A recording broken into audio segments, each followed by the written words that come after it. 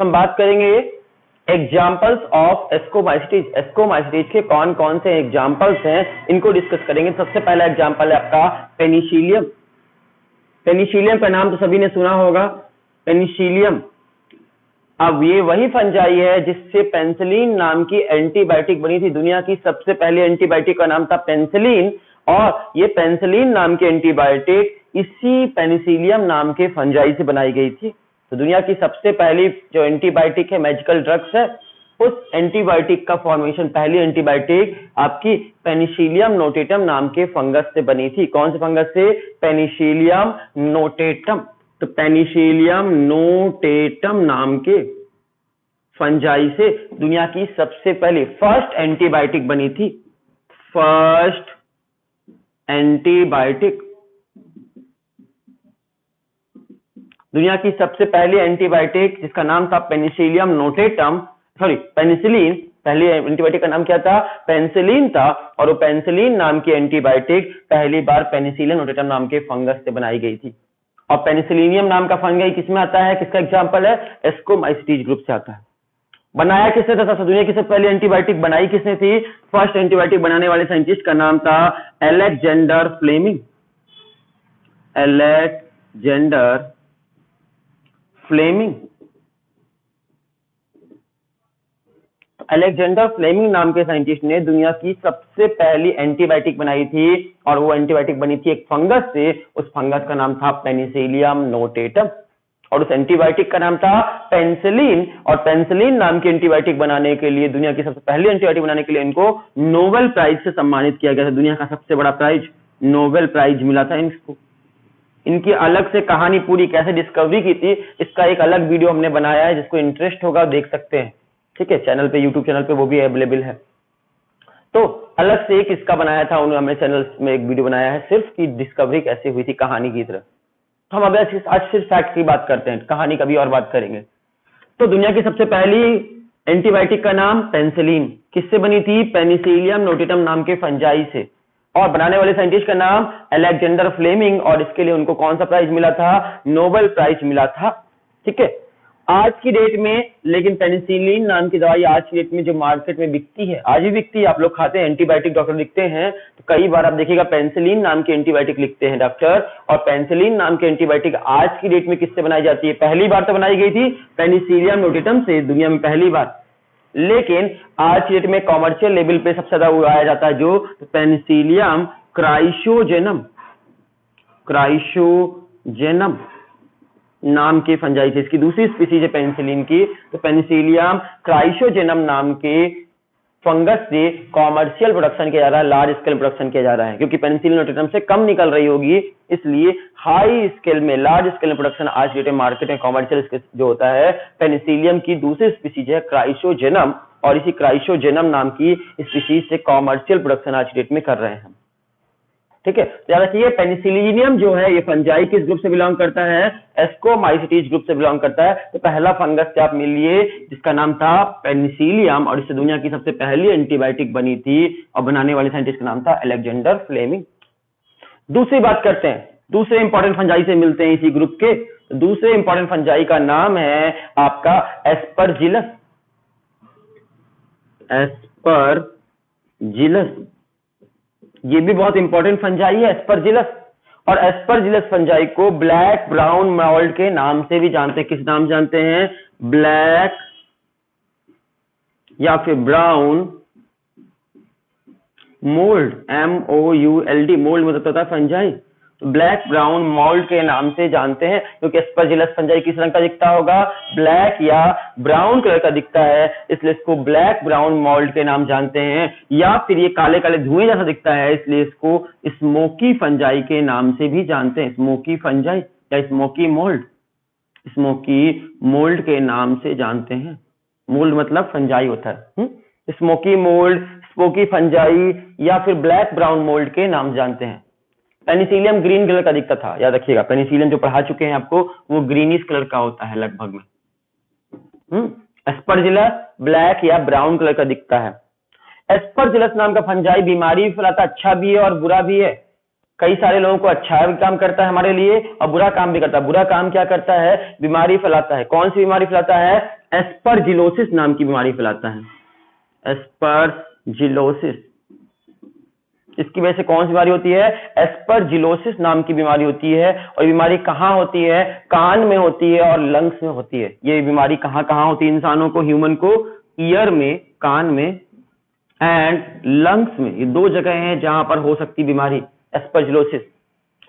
अगर ये आपके कान में हो गई एस्परजिलोसिस तो आपको कान में दर्द होगा, पेन होगा, ठीक है, बहुत तकलीफ होगी। अगर लंग्स में हुई तो आपको टीबी जैसे सिम्टम्स दिखेंगे। जैसे टीबी की बीमारी होने पर जो सिम्टम्स दिखते हैं वही सिम्टम्स एस्परजिलोसिस नाम की बीमारी पर भी होते हैं। इसीलिए डॉक्टर कई बार टीबी की दवाई करता है लोगों को, टीबी की दवाई चलती रहती है लोगों की और पता चलता टीबी था ही नहीं, जांच में मालूम चला टीबी था ही नहीं और टीबी की सिम्टम्स दिख रहे थे। ठीक है, तो इसीलिए आजकल चेकअप पहले होता है दवाइयां करने से पहले।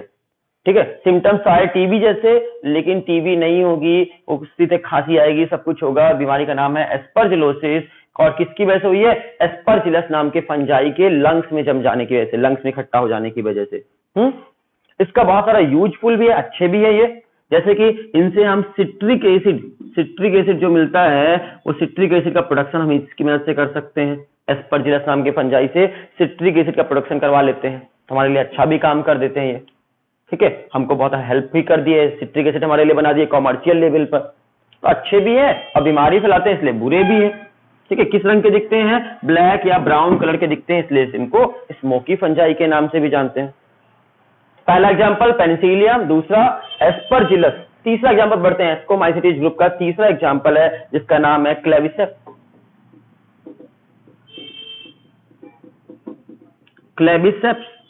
क्लेविसेप्स जो है इस ग्रुप का तीसरा फंजाई है एस्कोमाइसिटीज ग्रुप का। और इस ग्रुप की बात करते हैं, इससे एक ड्रग्स बनाया जाता है जिसका नाम है इरगोटिन। इसकी मदद से क्या बनाया जाता है? एक स्पेशल ड्रग्स बनाया जाता है जिसका नाम है इरगोटिन। इरगोटिन नाम का ड्रग्स बनाने के लिए काम आता है। ड्रग्स मतलब दवाई, मेडिसिन।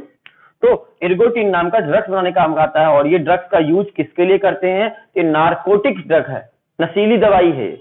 नशीली दवाई है, इसका यूज पागल वगैरह लोगों के इलाज के लिए या फिर बहुत सारे पेन किलर की तरह यूज करते हैं। इरगोटिन नाम की दवाई जो मार्केट में आती है पागलों के इलाज के लिए बहुत सारी यूज होती है लोगों के लिए। तो इरगोटिन नाम की दवाइयां आपकी किससे बनाई जाती है? क्लेविसेप्स से बनाई जाती है। और ये कैसी ड्रग है इरगोटिन? इरगोटिन आपकी नार्कोटिक ड्रग में आती है, क्लेविसेप्स फंजाई से बनती है ये। अगला चौथा बात करते हैं न्यूरोस्पोरा। चौथा एग्जांपल पढ़ते हैं न्यूरोस्पोरा। न्यूरोस्पोरा बहुत इंपॉर्टेंट फंजाई है। क्यों? क्योंकि न्यूरोस्पोरा जो फंजाई है इसका यूज बहुत सारे फील्ड में किया जाता है और इसका यूज बहुत सारे रिसर्च पर्पस से लोग करते हैं, जैसे बायोकेमिस्ट्री में, जेनेटिक्स में इसका बहुत यूज है। बहुत सारे साइंटिस्ट इसको एक्सपेरिमेंटल ऑर्गेनिज्म के रूप में यूज करते हैं। कोई एक्सपेरिमेंट करना है, उन्होंने एक्सपेरिमेंट करना है, जैसे एक्सपेरिमेंटल एनिमल होता है ना, चूहा पे एक्सपेरिमेंट करते हैं साइंटिस्ट, वैसे ही साइंटिस्ट आपके फंगस वगैरह पे, प्लांट लेवल पे करना होता है तो इसी पे यूज करते हैं, न्यूरोस्पोरा को यूज करते हैं। और न्यूरोस्पोरा पे बहुत सारे एक्सपेरिमेंट किए गए हैं, जैसे ड्रोसोफिला पे किए गए हैं। ड्रोसोफिला का नाम सुने होंगे आप जेनेटिक्स में, हर बार। तो इसी तरह इसका यूज बहुत सारा हुआ है, किसके लिए? रिसर्च एक्सपेरिमेंट के लिए करते हैं। इसीलिए न्यूरोस्पोरा को तुलना किया गया है ड्रोसोफिला ऑफ प्लांट किंगडम की उपाधि दे दी गई है। प्लांट किंगडम, पूरे प्लांट किंगडम में इकलौता सबसे ज्यादा एक्सपेरिमेंट इसी के ऊपर हुए हैं और बहुत सारे एक्सपेरिमेंट होने की वजह से इसको ड्रोसोफिला कहा जाता है। ठीक है, ये ड्रोसोफिला नहीं है, ड्रोसोफिला तो मक्खी का नाम है वाली जिसपे जेनेटिक्स एक्सपेरिमेंट होते हैं। जैसे ड्रोसोफिला में बहुत सारे एक्सपेरिमेंट हुए हैं वैसे ही न्यूरोस्पोरा से बहुत सारे एक्सपेरिमेंट किए हैं साइंटिस्टों ने, इसलिए ड्रोसोफिला से तुलना कर दी गई है। न्यूरोस्पोरा को ड्रोसोफिला ऑफ प्लांट किंगडम के नाम से जानते हैं। प्लांट किंगडम का ये क्या है? ड्रोसोफिला है। इस पे बहुत सारे जेनेटिक्स के वर्क हुए हैं, रिसर्च हुए हैं और बहुत सारे बायोकेमिस्ट्री के रिसर्च हुए हैं, बहुत सारे साइंटिस्टों ने किए हैं। आपने सुना होगा बेडल और टेटम का नाम। इन्होंने 1 जीन 1 एंजाइम थ्योरी दी थी और इसके लिए उनको नोबेल प्राइज मिला था। तब एक्सपेरिमेंट किस पर किया था उन्होंने? न्यूरोस्पोरा पे ही किया था। किसने? बेडल और टैटम नाम के साइंटिस्ट ने one gene one enzyme theory जो दी थी वो इसी पर एक्सपेरिमेंट करके दी थी, इसी ऑर्गेनिज पर एक्सपेरिमेंट की थी। One gene one enzyme theory किसने की थी? आपके साइंटिस्ट नाम था बेडल एंड टैटम। अगले फंजाई से मिल लेते हैं, पांचवा फंजाई है पेजाइजा। तो पांचवें ग्रुप से मिल लेते हैं, पांचवा एग्जांपल पेजाइजा। पेजाइजा ये फंगस कप शेप का दिखाई देता है, इसलिए इसको कप फंजाई के नाम से, तो चाय पीने वाला कप जैसा दिखता है इसलिए इसको कप फंजाई के नाम से भी जानते हैं। पेजाइजा का दूसरा नाम है कप फंजाई। अगला बात करते हैं, छठवां एग्जांपल पढ़ लेते हैं। छठवां एग्जांपल का नाम है आपका मॉर्सेला। मॉर्सेला को मॉरल के नाम से भी जानते हैं, तो मॉरल बोले या मॉर्सेला बोले दोनों सेम है। मॉर्सेला या मॉरल दोनों अलग अलग नहीं है, सेम ही है। दूसरा नाम पढ़ते हैं ट्रॉफल। ट्रॉफल तो मॉर्सेला और मॉरल और ट्रॉफल्स ये बहुत फेमस हैं। मॉरल्स और ट्रॉफल्स ये भी एस्कोमाइसिटीज ग्रुप के फंजाई हैं, और इन फंजाई की सबसे खास बात ये है कि मॉरल और ट्रॉफल ईडेबल फंजाई है, इनको हम खा सकते हैं। तो आपके एग्जाम में कई बार क्वेश्चन यहाँ से आ जाता है, ऐसे फंजाई का नाम बताइए जिसको आप खा सकते हैं। तो ईडेबल फंजाई है। कैसा फंजाई है ये? ईडेबल फंजाई है, खाने योग्य है। ईडेबल फंजाई के नाम जानते हैं। किसको किसको खा सकते हैं हम? मॉर्सेला को खा सकते हैं, हाँ खा सकते हैं। मॉर्सेला का दूसरा नाम मॉरल, तो मॉरल को भी खा सकते हैं, ट्रॉफल को भी खा सकते हैं। मॉरल ट्रॉफल ये दोनों ही फंजाई हैं और इन दोनों फंजाई को हम खा सकते हैं। तो पे खाया जाने वाला फंजाई का नाम मॉरल और ट्रॉफल। मॉरल को मॉर्सेला भी कहते हैं, तो मॉर्सेला बोले मॉरल बोले दोनों सही है। तो मॉरल और ट्रॉफल ईडेबल फंजाई है, इसको आप खा सकते हैं। तो एस्कोमाइसिटीज के एग्जाम्पल खत्म हो गए। कौन कौन से एग्जाम्पल थे? Penicillium, Aspergillus, Claviceps, Neurospora, Peziza, morel and truffle. ये आपके 7 एग्जाम्पल हैं किस ग्रुप के? किंगडम फंजाई में एस्कोमाइसिटीज के। 8वां सबसे इंपॉर्टेंट एग्जाम्पल पढ़ाने जा रहे हैं जिसका नाम है, बड़ा फेमस एग्जाम्पल है 8वां एग्जाम्पल जिसका नाम है, बड़ा एक्सेप्शन है, ईस्ट। आपने नाम सुना होगा ईस्ट का। यूनिसेलुलर फंजाई, इकलौता फंजाई जो यूनिसेलुलर है पूरे किंगडम में, और यूनिसेलुलर है और इसमें माइसीलिया भी नहीं होती, इसकी बॉडी नॉन माइसीलिएट है, यूनिसेलुलर है, यूकैरियोट है। और यूनिसेलुलर यूकैरियोट को हम किस किंगडम में रखते हैं? किंगडम आपका प्रोटिस्टा में। तो सारे लक्षण इसको किस में रहने के थे? किंगडम प्रोटिस्टा में। अब इसको यहां क्यों रखा गया? किंगडम फंजाई में क्यों रखा गया ईस्ट को? क्योंकि किंग्स के लाइफ साइकिल देखा गया जब ईस्ट का लाइफ साइकिल फंगस से मैच करता है। कौन से फंगस से? एस्कोमाइसिटीज फंगस से मैच करता है, इसलिए इसको एस्कोमाइसिटीज ग्रुप में रखा गया। याद रखिएगा, ईस्ट जो फंजाई है, ईस्ट फंजाई यूनिसेलुलर फंजाई है, यूनिसेलुलर यूकैरियोट है, और यूनिसेलुलर यूकैरियोट को हम किंगडम प्रोटिस्टा में रखते हैं, इसलिए ईस्ट को सही जगह क्या है ईस्ट की? Kingdom protista. लेकिन आर.एच. विटेकर ने इसे किस किंगडम में रखा? किंगडम फंजाई में रखा, एस्कोमाइसिटीज के अंदर रखा है, क्योंकि इसका लाइफ साइकिल एस्कोमाइसिटीज से मैच करता है, इसी कारण इसको एस्कोमाइसिटीज में रख दिया गया। कहां लगते हैं ये ईस्ट? ईस्ट लगते हैं आपके राइपेंड फ्रूट पे लगते हैं, पके हुए फलों पे। राइपेंड फ्रूट, पके हुए फलों पे, सड़ते हुए फलों पे। फल जब पक जाते हैं ज्यादा पके हुए फलों पे यही लग जाता है, ईस्ट लग जाता है। और वहां पर क्या कर देता है ईस्ट? फर्मेंटेशन कर देता है, इसलिए बदबू आने लगती है फलों से, अल्कोहल खट्टे खट्टे लगने लगते हैं वो फल सड़ने के बाद। ठीक है, तो पके हुए फलों पे लग जाता है, अंगूर पे लग जाता है, शुगर केन पे लग जाता है, ग्रेप्स पे। ग्रेप्स पक जाए देखो, शुगर केन गन्ने पे भी लग जाता है ये। ठीक है, मीठी चीज जहां पे मिलेगी, मीठी चीज मिले, फल मिले, वहां पे तुरंत ये ईस्ट ग्रो कर जाता है, और ग्रो करने के बाद वहां पर फर्मेंटेशन शुरू कर देता है और चीजों को सड़ाना शुरू कर देता है। डेट पाम पे, खजूर पे बहुत जल्दी लगता है, खजूर भी बहुत मीठा होता है ना डेट पाम पे। तो डेट पाम, खजूर, शुगर केन, ग्रेप्स, इन सभी जगह आपको आराम से ईस्ट मिल जाएंगे जहां पे भी होगा। ठीक है, और ये इसको फर्मेंटेशन करना इसका काम है, फर्मेंटेशन। ठीक है, और फर्मेंटेशन करता है, इसलिए इसको फर्मेंटेड फंजाई के नाम से भी जानते हैं। कौन सा फंजाई? फर्मेंटेशन फंजाई, फर्मेंटेशन कराने वाला फंजाई भी कहते हैं। ईस्ट का दूसरा नाम फर्मेंटेशन फंजाई। और जितने भी बेकरी की दुकान है, बेकरी की दुकान में जितने भी बेकरी के सामान बनते हैं बेक करने के लिए, वहां पे भी ईस्ट को यूज करता है, इसलिए इसको बेकर्स ईस्ट के नाम से भी जानते हैं। इसके दो नाम याद रखिएगा, बेकर्स ईस्ट, बेक करने का काम आता है बेकरी की दुकान में, इसलिए इसको बेकर्स ईस्ट भी कहते हैं। और इसका फर्मेंटेशन में बहुत ज्यादा यूज होता है, इसलिए इसको फर्मेंटेज फंजाई के नाम से भी जानते हैं। इसका साइंटिफिक नेम, ईस्ट का जो सबसे ज्यादा आपका बेकरी दुकान में यूज होता है, ईस्ट का साइंटिफिक नेम है जो बेकरी दुकान में सबसे ज्यादा यूज होता है, Saccharomyces cerevisiae. Saccharomyces, SACCHA,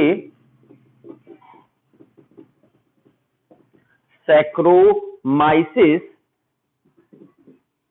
saccharomyces cerevisiae, CEREVISEA,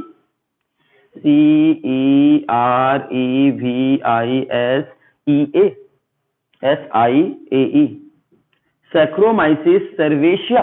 Saccharomyces cerevisiae yeast का साइंटिफिक नेम है जिसका यूज बेकरी की दुकान में बहुत ज्यादा होता है, इसलिए सैक्रोमाइसिस सर्वेशिया को बेकर्स ईस्ट के नाम से भी जानते हैं। बेकर्स ईस्ट, क्योंकि बेकरी दुकान में इसका यूज होता है सैक्रोमाइसिस सर्वेशिया का। ठीक है, ईस्ट एक तरह का यूनिसेलुलर है, नॉन माइसिलेटेड है।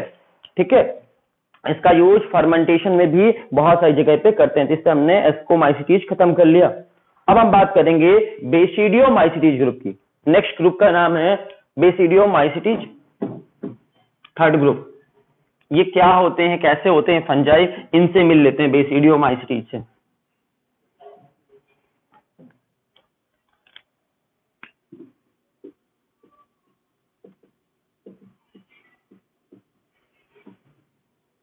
इस ग्रुप की बात करेंगे जब बेसिडियोमाइसिटीज ग्रुप की, इस ग्रुप के जो फंजाई होंगे उनमें भी ब्रांच होगी, सेप्टेट होंगे। अच्छा, बेसिडियोमाइसिटीज ग्रुप के फंजाई को क्लब फंजाई के नाम से भी जानते हैं। कौन सा फंजाई बोलते हैं? क्लब फंजाई के नाम से भी जानते हैं। ठीक है, कैसे दिखते हैं? बहुत सारी ब्रांच होती है इसका स्ट्रक्चर। ठीक है, सेप्टेट, सेप्टा पाया जाता है इसके स्ट्रक्चर में। हाँ, इसके स्ट्रक्चर में सेप्टा पाया जाता है, सेप्टेट होती है। और कहाँ ग्रो करती है? ज्यादातर ग्रो करते हैं सॉइल में, ट्री स्टंप में। ट्री स्टंप मतलब पेड़ लगा हुआ था, पेड़ को काट दिया गया, काटने के बाद जब छोटा छोटा बचता है, जो कटा हुआ जगह पे पेड़ कट जाने के बाद, ये मान लो यहाँ कभी पेड़ था लेकिन पेड़ काट कर ले गया कोई, तो यहाँ कटे हुए पेड़ जगह पे जो बचा हुआ हिस्सा था उसको ट्री स्टंप कहते हैं। ट्री स्टंप पे लगे हुए मिल जाएंगे, सबको ट्री स्टंप में मिल जाएंगे, लिविंग प्लांट में मिल जाएंगे, सॉइल में मिल जाएंगे, कहीं भी मिल जाएंगे बेसिडियोमाइसिटीज। ठीक है, बेसिडियोमाइसिटीज ग्रुप के जो फंजाई हैं वो आसेक्सुअल रिप्रोडक्शन भी करते हैं और सेक्सुअल रिप्रोडक्शन भी करते हैं, दोनों इसमें देखने मिलता है। लेकिन सेक्सुअल रिप्रोडक्शन करने के लिए इनके पास सेक्स ऑर्गन नहीं पाए जाते, सेक्स ऑर्गन अब्सेंट होता है, याद रखिएगा, ट्रू सेक्स ऑर्गन अब्सेंट होता है इनके पास। और इसकी सबसे खास बात है, ट्रू सेक्स ऑर्गन अब्सेंट होता है। लेकिन सेक्सुअल रिप्रोडक्शन करते हैं कि नहीं करते? यस, सेक्सुअल रिप्रोडक्शन प्रेजेंट होता है, सेक्सुअल रिप्रोडक्शन करते हैं। यस, सेक्सुअल रिप्रोडक्शन परफॉर्म करते हैं। आसेक्सुअल भी कर सकते हैं और सेक्सुअल, दोनों से एक बच्चे पैदा करते हैं। सेक्सुअल रिप्रोडक्शन में कौन सा तरीका अपनाएंगे? सोमैटोगैमी अपनाएंगे, सोमैटिक सेल का फ्यूजन होगा, somatogamy.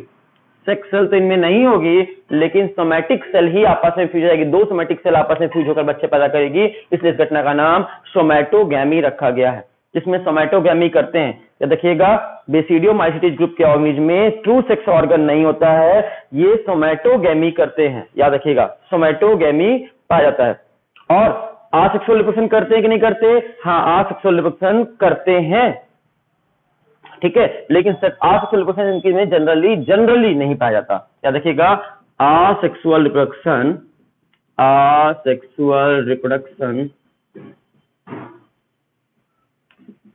Generally not found,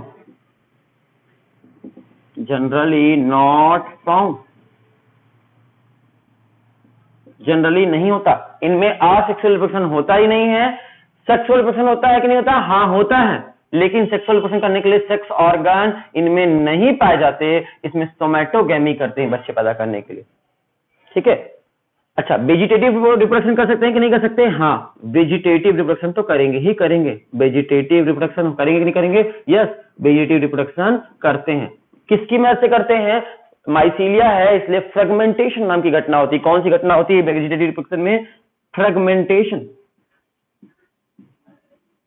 fragmentation, इनका कुछ पार्ट टूटकर अलग हो जाता है और नया ऑर्गेनिज्म बना देता है, तो फ्रेगमेंटेशन करते हैं। याद रखिएगा, असेक्सुअल रिप्रोडक्शन करने के स्पोर नहीं बनेंगे इसमें जनरली। कैसे करेगा असेक्सुअल रिप्रोडक्शन? तो वेजिटेटिव रिप्रोडक्शन करेगा, फ्रेगमेंटेशन करके करेगा। सेक्सुअल रिप्रोडक्शन करते हैं, हाँ करते हैं। कौन सी घटना से करते हैं? सोमैटोगेमी करते हैं। सोमैटोगेमी क्या कहलाता है? दो सोमैटिक सेल आपस में फ्यूज हो जाएं, इस घटना को सोमैटोगेमी कहते हैं। इसमें सेक्स ऑर्गन जो कि सेक्स सेल में नहीं पाई जाती हैं। ठीक है, अच्छा अगली बात करते हैं, इनमें कौन कौन सी घटना होगी? तो जैसे हमारे आपको पता है फंगस में रिप्रोडक्शन करने के लिए पहले प्लाज्मोगेमी होगा, फिर कैरियोगेमी होगा, फिर म्यूसिस होगा, वैसे ही सब कुछ होगा। ठीक है, देखने में कैसे दिखते हैं? तो क्लब में रहना पसंद करते हैं, क्लब शेप के दिखाई देते हैं, गुच्छों में रहना पसंद करते हैं, क्लब शेप स्ट्रक्चर दिखता है और इसलिए इसे क्लब शेप स्ट्रक्चर को क्या कहते हैं? बेसिडियम के नाम से जानते हैं। बेसिडियम स्टेज में है, इसमें क्लब शेप स्ट्रक्चर जो होगा उस क्लब शेप स्ट्रक्चर को कहेंगे बेसिडियम के नाम से जानेंगे। इसमें बेसिडियम नाम का स्ट्रक्चर होता है जो क्लब शेप का दिखता है। और क्लब शेप का स्ट्रक्चर को बेसिडियम कहते हैं और बेसिडियम में ही आपकी म्यूसिस होगी और 4 तरह के स्पोर बनेंगे और इनमें जो सेक्सुअल रिप्रोडक्शन करने के लिए स्पोर बनेंगे, तो बताइए क्या नाम होना चाहिए? एस्कोमाइसिटीज में बना था तो एस्को स्पोर कहलाया था। बेसिडियोमाइसिटीज में जो स्पोर बनेंगे उनको कौन सा बोलेंगे? बेसिडियो स्पोर के नाम से जाने जाएंगे। इसके स्पोर सेक्सुअल रिप्रोडक्शन करने के लिए स्पोर बनेंगे, सेक्सुअल रिप्रोडक्शन करने के लिए स्पोर का नाम होगा बेसिडियो स्पोर। और इसमें जो फ्रूटिंग बॉडी बनी होगी उसका नाम क्या होना चाहिए? फ्रूटिंग बॉडी का नाम होना चाहिए बेसिडियो कार्प। कार्प मतलब था फ्रूटिंग बॉडी, इसकी फ्रूटिंग बॉडी को बेसिडियो कार्प कहेंगे। याद करो, एस्कोमाइसिटीज में एस्को कार्प बना था, बेसिडियोमाइसिटीज बेसिडियो कार्प बनेगा। स्पोर बनेंगे कि नहीं बनेंगे? हाँ बनेंगे। कौन से स्पोर? बेसिडियो स्पोर बनेंगे।